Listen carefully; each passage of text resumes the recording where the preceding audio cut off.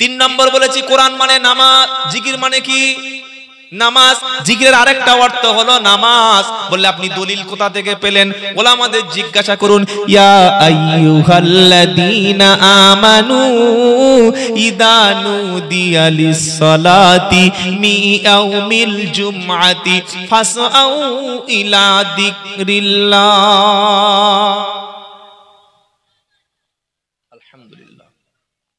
28 নম্বর পারা 13 নম্বর পৃষ্ঠা 3 নম্বর লাইনের 9 নম্বর আয়াত, সূরার নাম জুমা। কি সূরা বাবা? জুমা। জুমা সূরা জুমায় আল্লাহ বলছেন ইয়া আইয়ুহাল্লাযীনা আমানু ইযা নুদিয়া লিস-সালাতি মিন ইয়াউমিল জুমআতি ফাসআউ ইলা যিকরিল্লাহ ওয়া দারুল বাই।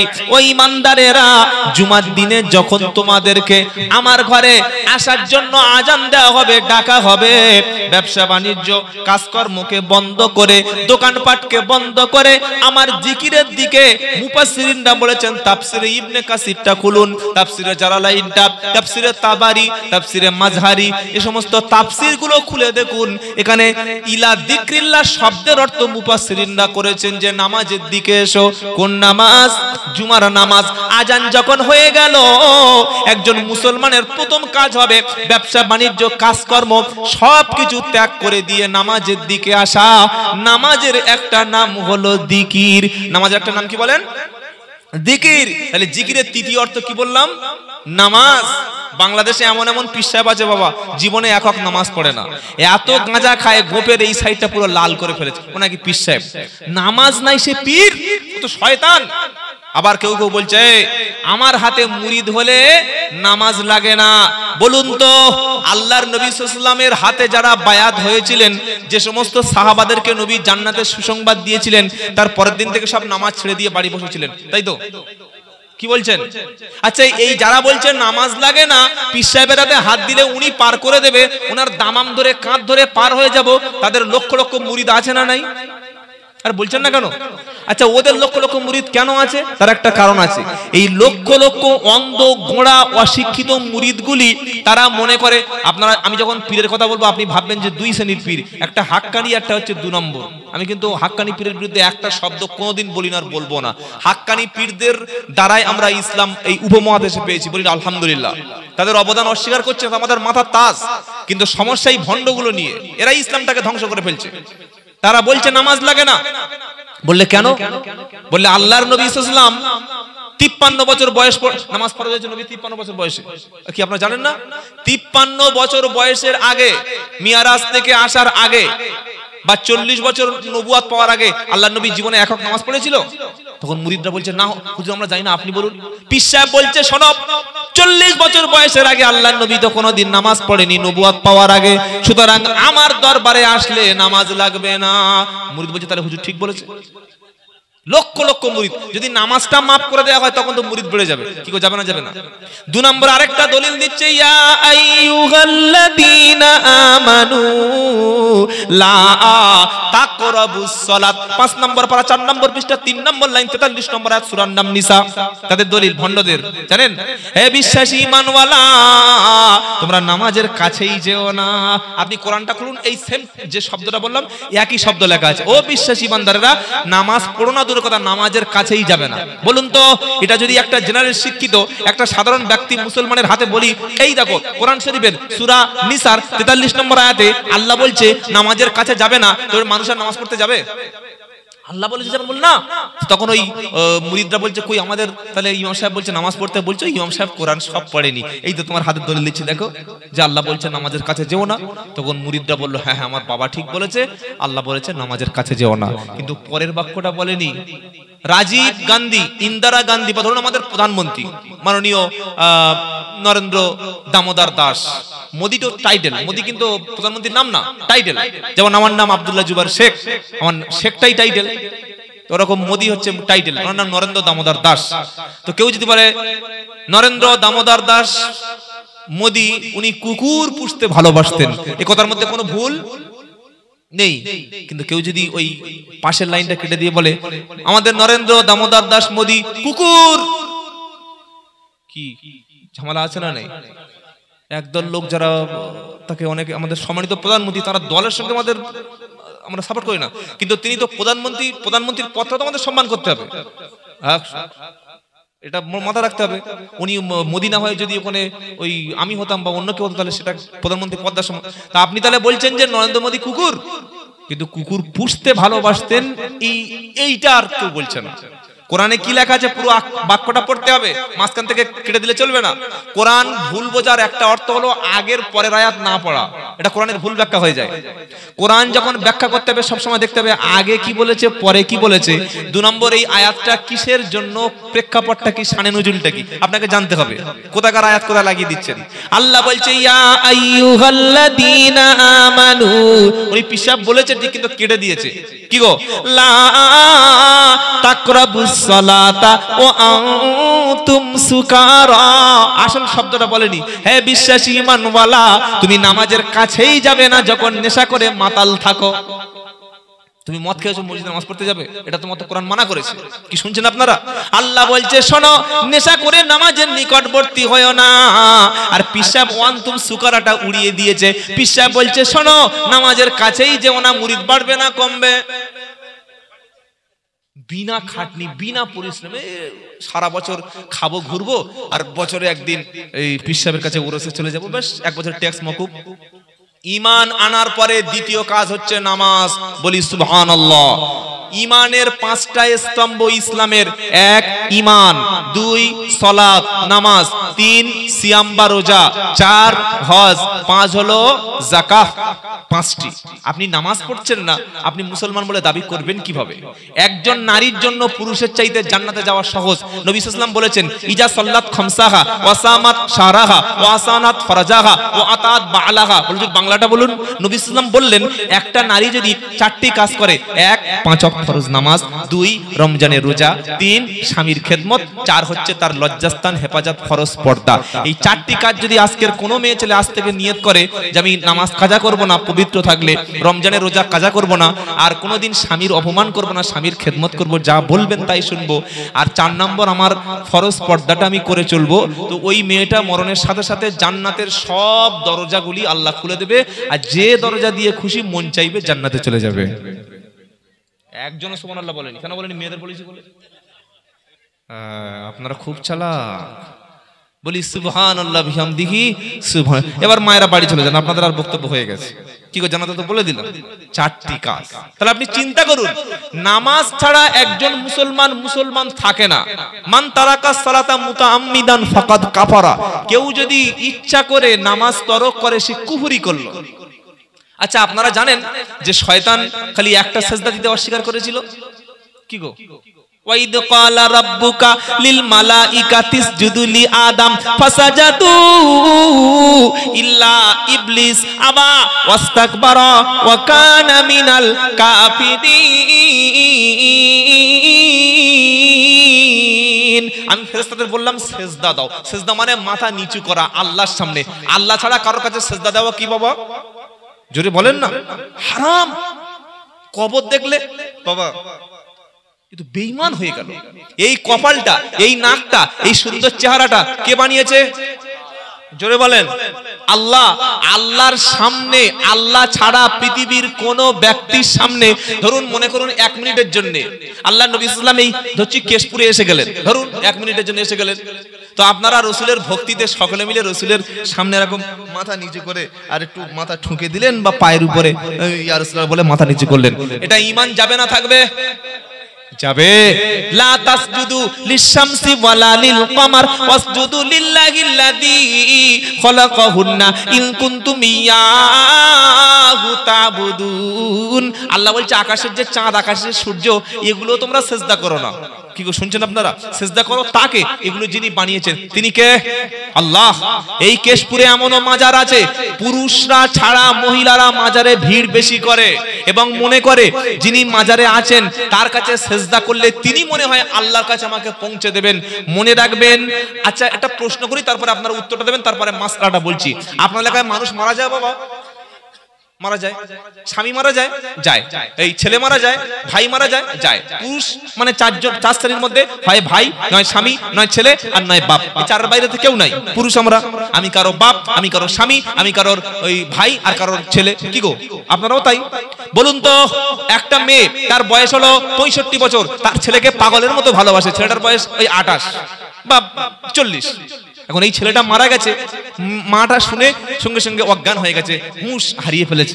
3-4 ঘন্টা পরে আবার যখন জ্ঞান ফিরলো, সবাইগুলো মাথায় পানি দিল, বললো বাবা চুপ কর, তুই বুড়ো হয়ে গেছিস, ছেলেটা মারা গেছে। সকলে একটু ভালো বললো। এবার ছেলেটাকে গোসল দেওয়া হলো, কাফনের জন্য কবরের দিকে নিয়ে যাওয়া হচ্ছে। মা তখন কাঁদবে না? কাঁদবে না?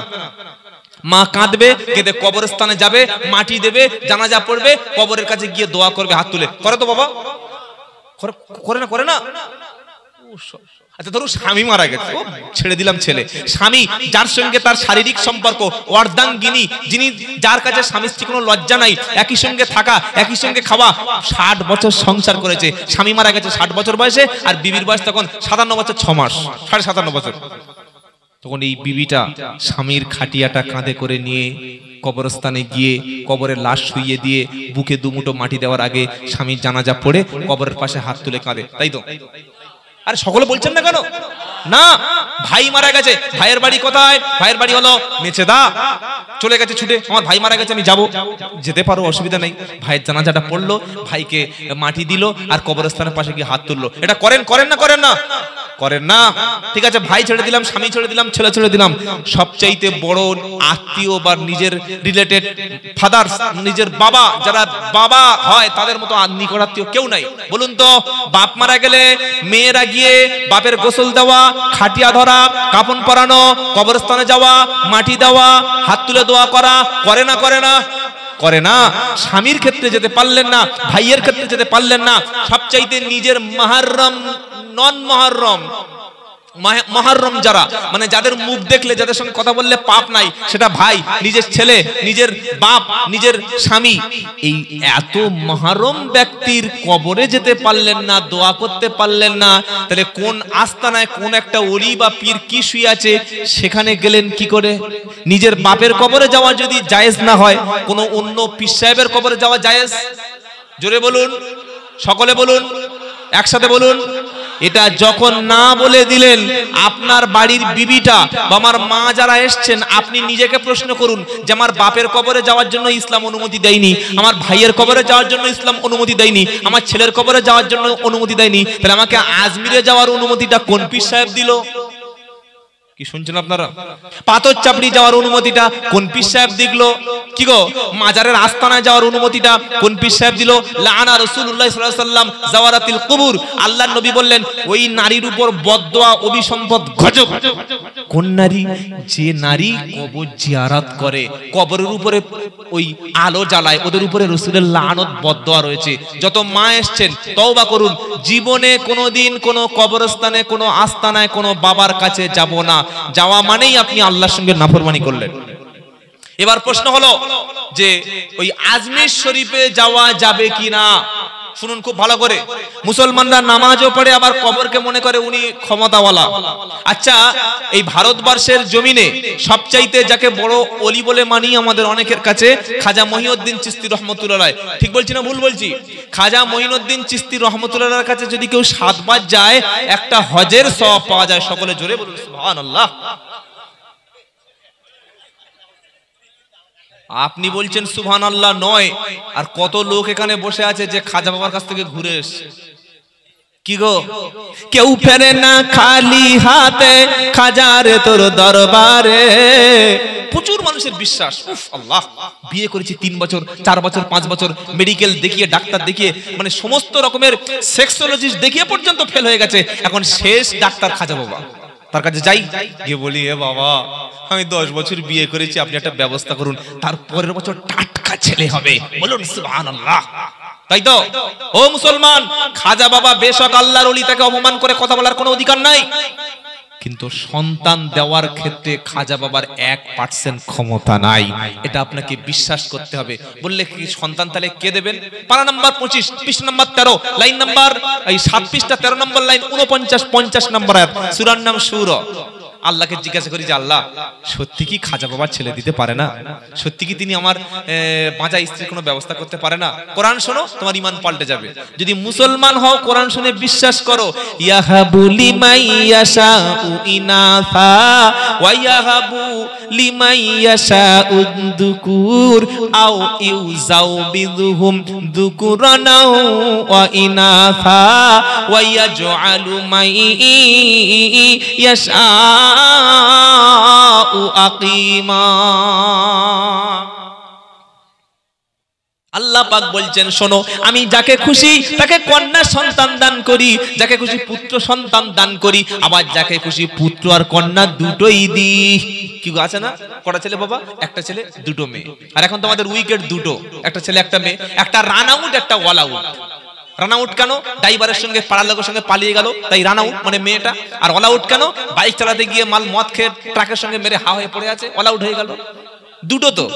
আগে মুসলমানের 6টা 8টা 12টা ছেলে হতো, ও অসুবিধা হয়নি। এখন দুটো সন্তান, ও যা জ্বালাচ্ছে আর ও যা সর্বনাশে মাল তৈরি হয়েছে, বাপের ঘুমোতে দেয় না, খালি বলছে আল্লাহ গো আমার তুলে না। আল্লাহ বলছে দাঁড়া, আরো 50 বছর বাঁচিয়ে রাখবো, দেখ কেমন জ্বালা। তো আল্লাহ বলছে শোনো, আমি যাকে খুশি তাকে কন্যা সন্তান দান করি, আবার যাকে খুশি পুত্র কন্যা দুটোই দান করি, আবার যাকে খুশি তাকে কিছুই দিই না। এটা কার ক্ষমতা? জোরে বলেন। তার মানে কেউ যদি আজমিরে যায়, সন্তান পাওয়ার কোনো সুযোগ সেখানে। সন্তান পাওয়ার জন্য একটা ডাক্তারকে, একটা মাধ্যমিক পাস ছেলেকে জিজ্ঞাসা করুন যে জনন পদ্ধতিটা কি, একজন সন্তান হওয়ার জন্য কি লাগে। পুরুষের লাগে শুক্রকীট, আর স্ত্রীর লাগে কি লাগে জানেন না? ডিম্বাণু। একটা হচ্ছে স্পার্ম, একটা হচ্ছে ওভাম, দুটোর সংমিশ্রণে। কোরআন শুনুন, আপনি ছেলে মেয়ে কিভাবে তৈরি হয় আজমিরে যাওয়ার আগে নিজে পড়ে নেবেন। পারা নম্বর 18, পৃষ্ঠা নম্বর 1, লাইন নম্বর 12। ওয়ালাকাদ খালাকনাল ইনসানা মিন সুলালাতিন মিন তিন সুম্মা জাআলনাহু নুতফাতান ফি ক্বারারিন মাকিন সুম্মা খালাকনান নুতফাতা আলাকা ফাখালাকনাল আলাকাতা মুদগা ফাকাসাউনাল ইযামা লাহমা সুম্মা আনশাআনাহু খালকান আখার ফাতাবারাকাল্লাহু আহসানুল খালিকিন। বলুন সুবহানাল্লাহ। পিতার পৃষ্ঠদেশ থেকে 1 ফোঁটা 2 ফোঁটা নাপাক পানি কিংবা একটা পানি নির্গত হলো, যেটা গন্ধ, যেটা তুচ্ছ। বিজ্ঞান বলেছে একটা পুরুষের শরীর থেকে যখন শুক্রকীট স্পার্ম আউট হয়, শুক্রকীট নির্গত হয়, তখন 8 থেকে 10 কোটি একটা শুক্রকীট পরিমাণ বার হয়। বলি সুবহানাল্লাহ। ওই 4 কোটি 5 কোটি 8 কোটি শুক্রকীটের মধ্যে সবগুলো চলে গিয়ে আমি আব্দুল্লাহ জুবাইর ছিলাম একটা, আপনারাও একটা ছিলেন। ওটা মায়ের রেহেমের মধ্যে, মায়ের ওভামের মধ্যে, ডিম্বাণুর মধ্যে প্রবেশ করলো। দুটো একটা জাইগেট পদ্ধতিতে 40 দিন থাকার পরে ফাকালাকনাল কোরআন হচ্ছে ওয়ালাকাদ খালাকনাল ইনসানা মিন সুলালাতিন মিন তিন। আমি আল্লাহ মানুষকে বানিয়েছি মাটির নির্যাস থেকে। মানুষ কিসে তৈরি বাবা? মাটির মধ্যে রয়েছে ফসফরাস, মাটিতে রয়েছে আপনার ওই জিঙ্ক, মাটিতে রয়েছে আয়রন, মাটিতে রয়েছে মানুষের শরীরে যা যা উপাদান মাটিতে তাই রয়েছে। আল্লাহ বলছে আমি শুক্রকীট প্রথমে পুরুষের শরীর থেকে নির্গত হলো। আমরা সবাই জানি পুরুষের শরীর থেকে বীর্যপাত হয়, নারীর রেহেমের মধ্যে নির্দিষ্ট পরিমাণে একটা থাকে রক্ত, মানে ওই নুতফা। তারপরে ওটা থেকে আলাক জোঁকের মতো ঝুলে থাকা একটা অংশ, তারপরে ওতে তৈরি হলো আস্তে আস্তে মাংসপিণ্ড, তারপরে তৈরি হলো চোখ, কান, হৃৎপিণ্ড। 120 দিন বয়সে রুহ হলো। এভাবে ওই 9 মাস 10 দিন 280 দিন বয়সে আমি আব্দুল্লাহ জুবাইর হয়েছি, আর আপনারা প্রত্যেকে হয়েছেন। কি এটা ঠিক না ভুল? এটা আমরা চোখের সামনে দেখেছি আর বিজ্ঞান। এবার আপনি বলুন তো, খাজা মঈনুদ্দিন চিশতির দরবারে গিয়ে কি 1 ফোঁটা করে বীর্য ফেলে দেয়? তো ছেলেটা হবে কোত্থেকে? কি খেপা গো! ছেলে বাচ্চা হওয়ার জন্য ছেলে লাগে, মেয়ে লাগে। আর মুসলমানদের ধারণা খাজা বাবার কাছে গেলে বাচ্চা হয়। কত বড় নোংরামি একটা কথাবার্তা খাজা বাবার নামে চালিয়ে দেওয়া হলো। আল্লাহ বলছে শোনো, বিয়ে করার জন্য, সন্তানের জন্য হালাল পদ্ধতি ব্যবহার করো। তাহলে প্রথমে কোরআন এবং বিজ্ঞান মেডিকেল সায়েন্স থেকে প্রমাণ হলো আজমিরে গেলে বাচ্চা আনার, বাচ্চা হওয়ার কোনো সম্ভাবনা নাই। নাম্বার 2, কেউ যদি মনে করে যে আজমিরে গেলে আমি আমার বিপদ হয়েছে বা অসুস্থ সুস্থ হয়ে যাব, সে সুযোগ নাই। সূরা ইব্রাহিম আলাইহিস সালাম বলছে আল্লাহকে, ওয়া ইদা মারিদতু ফাহুয়া ইয়াসফিন, ওগো আল্লাহ আমি অসুস্থ হলে তুমি আমাকে সুস্থ করো। সুবহানাল্লাহ বলুন।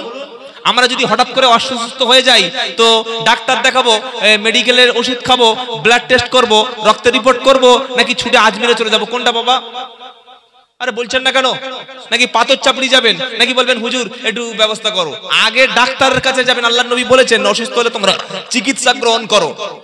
কোন ডাক্তার? যার কাছে গেলে আমাদের তার প্রতি একটা আস্থা আছে, সেই ডাক্তার। কোন মুসলমান যদি মনে করে যে ডাক্তার দেখানোর দরকার নাই, আজমিরে গেলে, পাথর চাপড়ি গেলে, কিংবা কোন একটা মাজারে গেলে ঠিক হয়ে যাবে, ঈমান থাকবে? আরে মাজারে ডাক্তার থাকে না, আজমিরে ডাক্তার, মাজারে ডাক্তার নেই। আপনার অসুস্থ হলে মাজারে না গিয়ে 2 রাকাত নামাজ পড়ে আল্লাহর কাছে হাত তুলুন আর একটা ভালো ডাক্তারের পরামর্শ নিন, ইনশাআল্লাহ সুস্থ হয়ে যাবেন। বলি ইনশাআল্লাহ, বলি ইনশাআল্লাহ। 3 নাম্বার, আপনার বিপদ হয়েছে, সাথে সাথে আপনি কি করলেন? 2টো ছাগল ধরে আনলেন, বলে এই ছাগল দুটো যেদিন সুস্থ হবো সেদিন আমি নিয়ে মাজারে আস্তানায় দেবো। আচ্ছা বলুন, ছাগলের মাংস এটা কোনো পীরেরা মরে যাওয়ার পরে মানুষের খাওয়ার প্রয়োজন আছে? নাই। তাহলে পীরেদের মরণের পরে যদি ছাগলের প্রয়োজন না হয় তো মাজারের কাছে ছাগল জমলো কি করে? মাজারের কাছে ছাগল আসলো কি করে? বলে ছাগল খাওয়াবো না? হ্যাঁ খাওয়ান। কাকে খাওয়াবেন? ইয়েতিম, মিসকিন, দুস্থ, অনাথ, অসহায়। কাছে যে মাদ্রাসা আছে না, মাদ্রাসায় ইয়েতিমদের ছাগল সদকা করুন। কাছে যে মাদ্রাসা আছে 5000 টাকা নিয়ে মাদ্রাসায় ওস্তাদদের কাছে দিয়ে দিন, যেটা আমার পক্ষ থেকে বিপদ ছিল দিয়ে দিলাম, আর 2 রাকাত নামাজ পড়লাম। ওই ইয়েতিমরা, মিসকিনরা দোয়া করবে, আল্লাহর ওসিলা আপনার বিপদ দূর করে দেবে। বলুন সুবহানাল্লাহ। কোথাকার ছাগল কোথায় গিয়ে ঢুকছে একবার দেখো। যাওয়ার দরকার মাদ্রাসায়, চলে গেছে মাজারে। শুনছেন আপনারা? আজ থেকে নিয়ত করুন, মাজারে একটা টাকাও জীবনে দেব না। বলুন ইনশাআল্লাহ। আর ইসলামে পাকা কবরের কোনো মর্যাদা নাই। আল্লাহর নবী নিষেধ করেছেন কবরকে পাকা করতে। এটা ভালো করে মাথায় রাখবেন। বলে হুজুর তাহলে কি বলছেন আপনি? পাকা কবর ইসলামে নেই? না, কবর যদি পাকা করা ইসলামে জায়েজ হতো, 70,000 সাহাবা শুয়ে আছে জান্নাতুল বাকিতে, ওই জান্নাতি সাহাবাদের উপরে অন্তত ছোটখাটো একটা গম্বুজ হতো। সৌদি আরবের টাকা নাই, সৌদি সরকারের, ওরা ইচ্ছা করলে একটা একটা সাহাবার কবর উপরে সোনার মাজার করে দিতে পারে। সোনার মাজার। কেন মাজার নেই? কেন নেই? আল্লাহর নবীর সুস্পষ্ট হাদিস যে তোমরা কবরকে গম্বুজ বানিও না, কবরের উপরে বিল্ডিং করো না, কবরে ঘর বানিও না, কবরে বাতি দিও না। এটা জানার পরে কোন মুসলমান কি তার বাপের কবর পাকা করতে পারে? কি বলছেন আপনারা? আর কবরে মাজারে পাকা করার পরেই সেখানে শিরিক শুরু হয়। কি রকম? সবচাইতে বেশি শিরিক হয় আমাদের ভারতবর্ষের জমিনে আজমির শরীফে। কি বলছেন? হয় না? হয় না? একটা সেকেন্ড নেই যেখানে সেজদা হয় না, গান হয় না, কাওয়ালি হয় না, সব সময় হয়। বলুন তো, যদি খাজা মহিউদ্দিন চিশতির কবরটা এরকম সাধারণ একটা কবরস্থান হতো আর চতুর্দিক থেকে যদি 10 ফুট 8 ফুট করে পাঁচিল দিয়ে ঘিরে দেওয়া হতো, সেখানে কোনো মানুষ সেজদা দিত? আমি হ্যাঁ বানা জিজ্ঞাসা করছি না। সেখানে কোনো মানুষ এই কাওয়ালি করত না। পাথর চাপড়ির কবরটা যদি পাকা না হতো সেখানে সেজদা হতো না। আমাদের 24 পরগনার ঘুটিয়ারি কবরের উপর যদি গম্বুজ না হতো সেখানে নারীরা যেত না, সেজদা করতো না, ঈমান হারাতো না। আপনি চলে যান উত্তর 24 পরগনায়, ওই গোরাচাঁদ পীর সাহেব বলে একটা পীর সাহেব আছে, সেখানে যদি কবরের উপরে গম্বুজ না হতো একটাও শিরিক হতো না, একটাও সেজদা হতো না, একটাও মানুষ ঈমান নষ্ট হতো না। যারাই রাসূলের সুন্নাহর বাইরে গিয়েছে তাদের সেখানে আল্লাহর ওলির কবরের উপরে শিরিক শুরু হয়েছে। এখন প্রশ্ন হলো যে কবরে যাওয়া যাবে কিনা জিয়ারত করতে? আল্লাহর নবী বললেন তোমরা জিয়ারত করো, কিন্তু সেই কবরস্থানের দিকে মুখ ফিরে যাবে না, ওইদিকেই মুখ বাড়াবে না যেখানে শিরিক চালু হয়ে গেছে। কোন মুসলমান এই নিয়ত করে যদি মনে করে যে আমি আজমির শরীফে যাচ্ছি সওয়াবের উদ্দেশ্য, জিয়ারতের উদ্দেশ্য, গেলে বিশাল সওয়াব হবে, এই উদ্দেশ্য করে রাসূল সফর করতে নিষেধ করেছেন। লা তুসাদ্দু রিহাল ইল্লা ইলা সালাসা। নবী বলছেন 3টি জায়গা ছাড়া সওয়াবের উদ্দেশ্য সফর করো না। নাম্বার 1 মসজিদে নববী অর্থাৎ আমার মসজিদ, নাম্বার 2 মসজিদুল হারাম কাবা শরীফ, নাম্বার 3 মসজিদুল আকসা। 3টি মসজিদ ছাড়া সওয়াবের উদ্দেশ্য সফর করো না। কেন বাইতুল্লাহ শরীফে 1 রাকাত নামাজ পড়লে 1 লাখ, মদিনার মসজিদে 1 রাকাত নামাজ পড়লে 1000, আর ওই বাইতুল মুকাদ্দাসে 1 রাকাত নামাজে তার অর্ধেক সওয়াব পাওয়া যায়। সুতরাং আজমির শরীফে কোনো মানুষ যদি এই নিয়তে যায়, সেখানে জিয়ারাত করলে আমার কপাল খুলে যাবে, আমার ভাগ্য পরিবর্তন হবে, আমার কোনো একটা লাভ হতে পারে, কিংবা এই কেশপুরে কোনো মাজারে যদি এই উদ্দেশ্য করে যায়, ওখানে গেলে আমার কপাল খুলে যাবে, আমার বিপদ উদ্ধার হবে বা আমি বেঁচে যাব, কিংবা পাথর চাপড়িতে এই উদ্দেশ্য করে যায় যে কবরওয়ালা কোনো উপকার আমার করতে পারে, এই উদ্দেশ্য করে যাওয়াটা হারাম আর বিশ্বাস করাটা শিরক, বেঈমান হয়ে যাবে। শুনলেন আপনারা?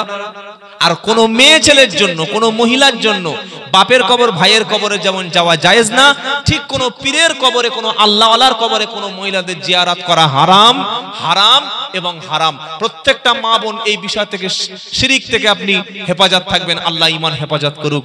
সকলে জোরে বলুন আল্লাহুম্মা আমিন। তাহলে জিকিরের 4 নম্বর অর্থ, 3 নম্বর অর্থ কি বলেছি? নামাজ। নামাজ যারা পড়ে তারা আল্লাহর জিকির করে। বলুন না সুবহানাল্লাহ। কি রকম দেখবেন? এই দেখুন, দেখাচ্ছি, এবার দেখেন। আচ্ছা, নামাজ কি বলে শুরু করেন বাবা? বলেন না, বলেন না। আল্লাহু আকবার বলেন তো। আল্লাহু আকবার, এটা জিকির না? জিকির না? জোরে বলেন। যখন কোন বান্দা বলে আল্লাহু আকবার, সে বলে আল্লাহ তুমি সবচাইতে বড়, তুমি সবচাইতে মহান। নামাজ হলো জিকির। নামাজে এমন একটা সেকেন্ড দেখুন যে সময় চুপ থাকতে হয়, আছে? আমার কথা আপনারা বুঝতে পারেননি। নামাজের একটা সেকেন্ড আছে যে নিয়ত বেঁধে চুপ থাকার সিস্টেম আছে। ধরুন আপনি ফজরের 2 রাকাত সুন্নাত নামাজ পড়ছেন, আল্লাহু আকবার, আল্লাহ স্মরণ হলো, তারপরে 10 মিনিট চুপচাপ দাঁড়িয়ে থাকবেন, তাই তো নাকি? না, সুবহানাকা আল্লাহুম্মা ওয়া বিহামদিকা ওয়া তাবারাকা ইসমুকা ওয়া তাআলা জাদ্দুকা ওয়া লা ইলাহা গায়রুক, গায়রুক না, বলে গায়রুক, এটা আল্লাহ স্মরণ হলো।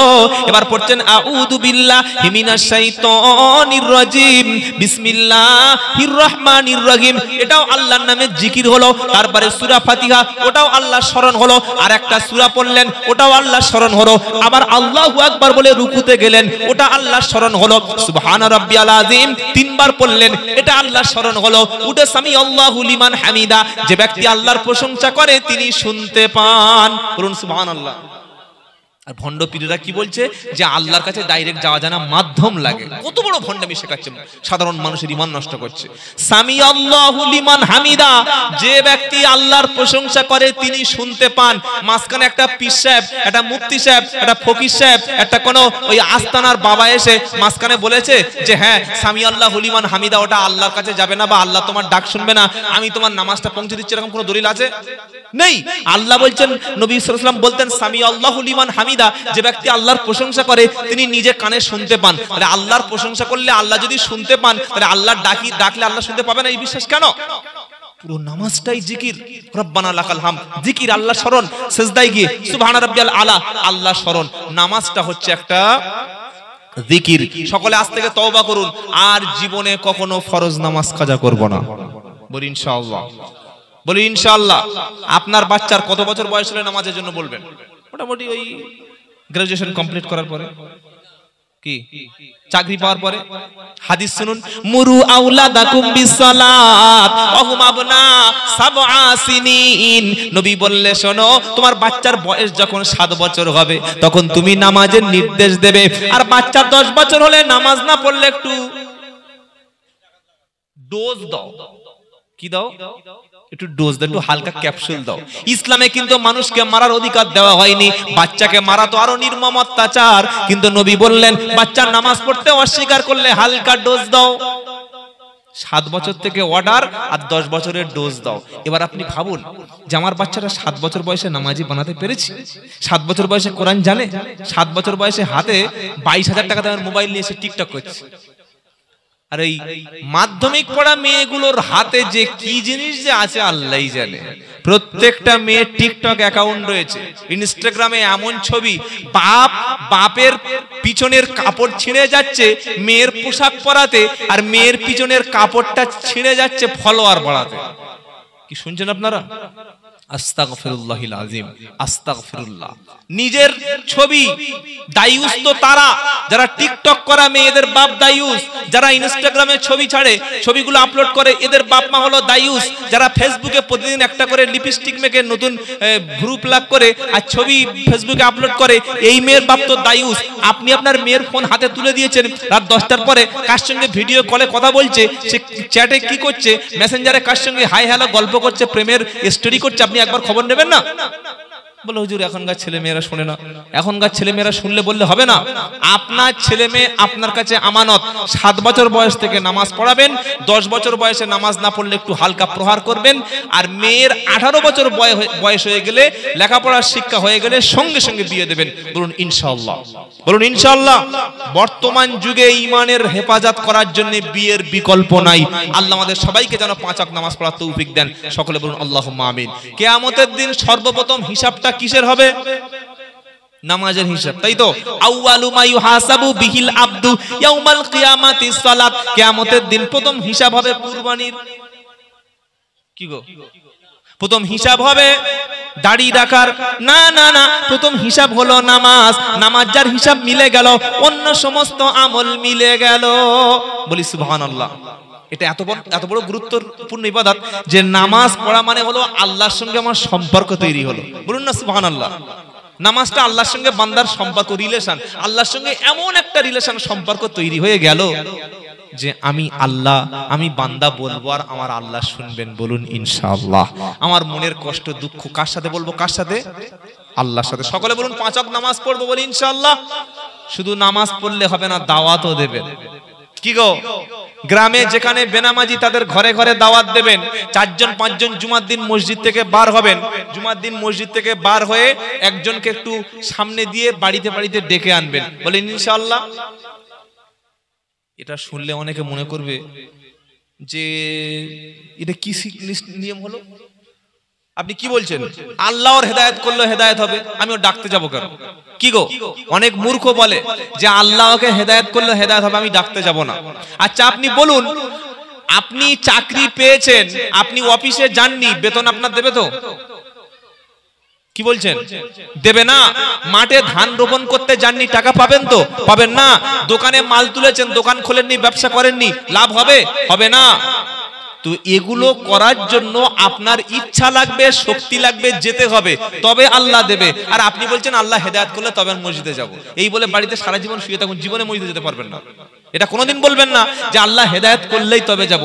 আল্লাহ হেদায়েত তখনই করবেন যখন আপনার মন থাকবে, যখন আপনি পাটা আল্লাহর দিকে বাড়াবেন, তখন আল্লাহ আপনার হেদায়েতের রাস্তা খুলে দেবে। বলুন সুবহানাল্লাহ। আল্লাহ আমাদের সবাইকে 5 ওয়াক্ত নামাজ পড়া তৌফিক দান করে। সকলে জোরে বলুন আমিন।